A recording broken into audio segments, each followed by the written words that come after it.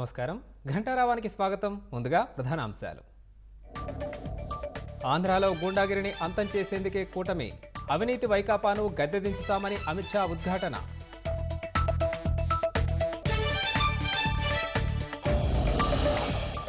ఐదేళ్లలో జగన్ ఒక్క ప్రాజెక్టు పూర్తి చేయలేదన్న చంద్రబాబు. రాయలసీమకు తీరని ద్రోహం చేశారని ధ్వజం.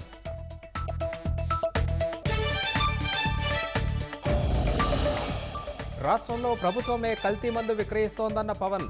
జగన్ ల్యాండ్ గ్రాబింగ్ చట్టంతో అప్రమత్తంగా ఉండాలని సూచన.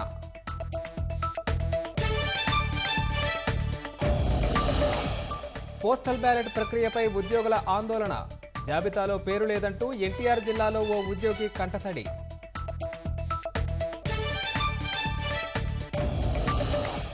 బాపట్ల పోస్టల్ బ్యాలెట్ ఓటింగ్లో వైకాపా నేతల అత్యుత్సాహం. పోలింగ్ కేంద్రం వద్ద తిరుగుతూ ఉద్యోగులకు ప్రలోభాలు.